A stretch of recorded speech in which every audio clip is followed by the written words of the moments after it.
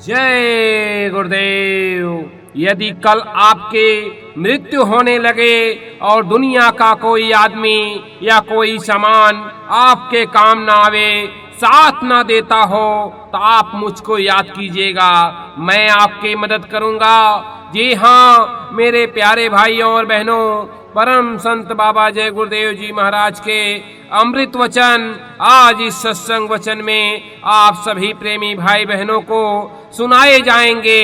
आप सभी प्रेमी भाई बहन बड़े गौर से सत्संग के एक एक शब्दों को, वीडियो को बिना स्किप किए हुए पूरा सुनिए और जन जन तक इस वीडियो को शेयर कीजिए, जिससे परम संत बाबा जय गुरुदेव जी महाराज की अमर वाणी लोगों तक पहुंच सके। जय गुरुदेव। गुरु के बिना परमार्थ में कोई एक कदम भी आगे नहीं बढ़ सकता। वेद व्यास जी के बेटे सुखदेव अंतर की साधना में विष्णु लोक के दरवाजे से निगुरा होने के कारण लौटा दिए जाते थे।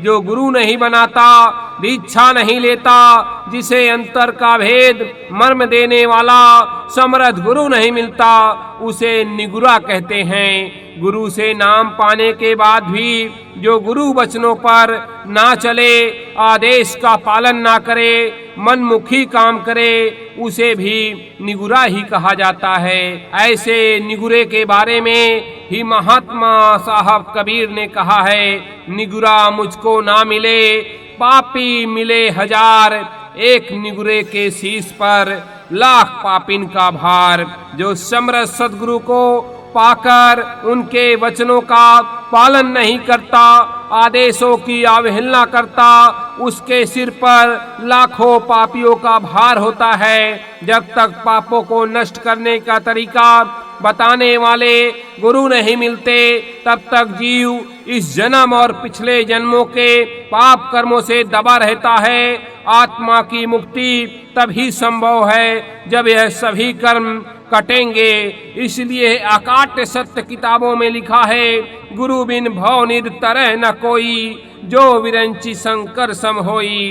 तात्पर्य है कि चाहे कोई ब्रह्मा और शंकर भगवान के दरबार की पदवी पर क्यों ना पहुंच जाए, फिर भी जीव समर्थ सदगुरु के बिना भव सागर से पार नहीं जा सकता। जीव के आध्यात्मिक विकास के लिए, संसार में जन्म मरण से छुटकारा पाने के लिए और अपने असली घर पहुंचने के लिए समर्थ सदगुरु की जरूरत है। शरीर में कुछ रोग जो मौसम के बदलाव से, खान पान की गड़बड़ी के कारण होते हैं, वह तो दवाओं से अक्सर ठीक हो जाते हैं, लेकिन कई बार यह देखने में आता है कि कुछ रोग तमाम दवा खाने के बाद भी ठीक नहीं होते।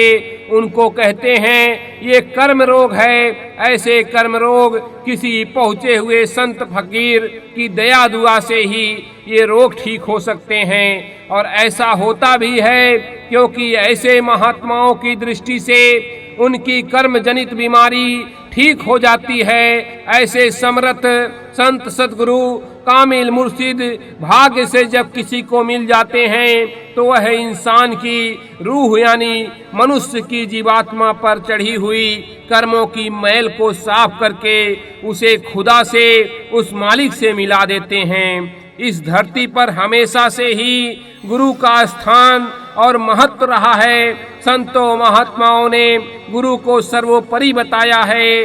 धर्म ग्रंथों में भी वही कहा गया है कि गुरु बिन होय न ज्ञान। चाहे दुनिया का ज्ञान हो, चाहे आध्यात्मिक ज्ञान हो, बगैर गुरु के नहीं मिलता है। इसलिए गुरु की जरूरत सबको पड़ी। यह प्रमाण मिलता है कि भगवान राम और भगवान कृष्ण जो तीन लोकों के मालिक थे, उनको भी गुरु की शरण में जाना पड़ा। भगवान राम ने विद्या गुरु ने विश्वामित्र और आध्यात्मिक गुरु वशिष्ठ जी थे। भगवान श्री के विद्या गुरु संदीपनी और आध्यात्मिक गुरु सुपच सुदर्शन जी थे।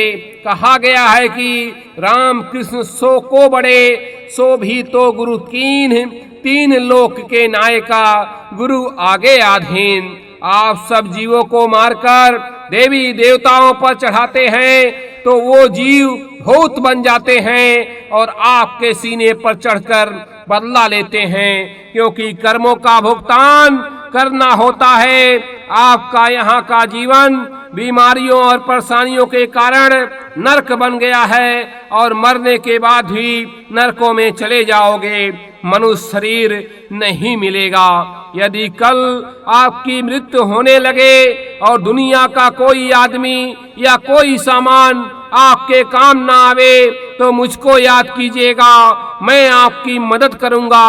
आप जहां से बिगड़े वहीं से सुधार करो। घर में झगड़ा झंझट हो तो पति चुप हो जाए, कोई झगड़ा नहीं होगा। अगर आप एक दूसरे ने जवाब दे दिया तो बस समझ लीजिए घर की शांति खत्म हो जाएगी।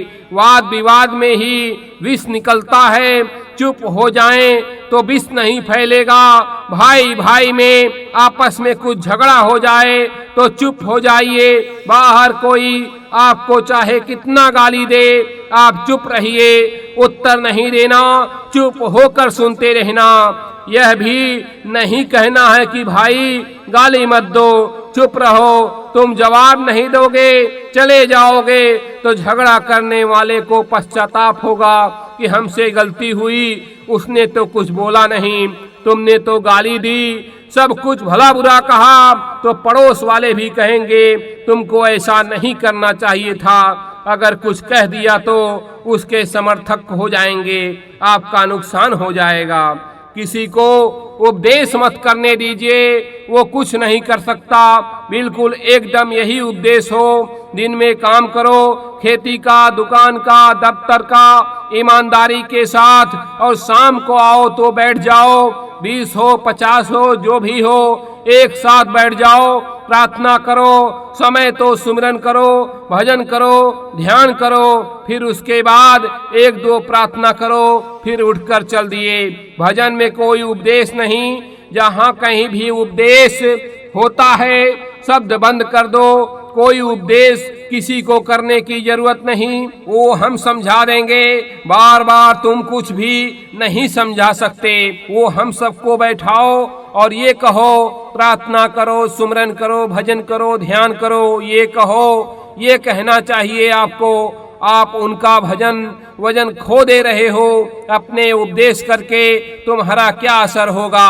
कोई आदमी ऐसा काम करे तो फौरन टोक दो उसको और मेरे पास खबर पहुंचा दो जो इधर उधर बहकी हुई बातें करता है। इधर उधर उनके पास में क्या है, वो नुकसान करते हैं उनका। जब हमने कहा कि भजन करो, सब बंद, भजन करो, पता नहीं क्या समय आए अपना भजन रहेगा तो अपने काम आएगा, और चीज कोई नहीं काम आने वाली, भजन काम आएगा। उसी से जीव की संभाल होगी, तुम्हारी संभाल होगी, तुम्हारे घर वालों की संभाल होगी। भजन तो बहुत बड़ी चीज है, वो तो शक्ति बहुत बड़ी है। जब तक 1000 साल पीछे तुम नहीं लौट जाते, सुख शांति मिलने वाली नहीं। तुम कहीं भी भाग कर जाओ, मौत तुम्हारा पीछा कर रही है। डॉक्टरों को चाहिए कि अस्पतालों में मीट बनाना, अंडे खिलाना बंद कर दें। शाकाहारी भोजन से बीमारियां दूर हो जाएंगी। स्त्री बच्चों में तुम्हारा सर्वस्व समय लग रहा है, उसकी कुछ भी कीमत नहीं है। तुम्हारा आधार स्त्री, पुत्र और धन है। इसी में तुम्हें सोचने का मौका नहीं मिला कि गुरु हमें क्या देता है। गुरु के पास भौतिक पदार्थ से अधिक कीमती धन है जो तुम्हें अपनी रजामंदी से देगा। उसको पाकर पाप ताप पीड़ा से सर्वदा के लिए मुक्त हो जाओगे। जय गुरुदेव।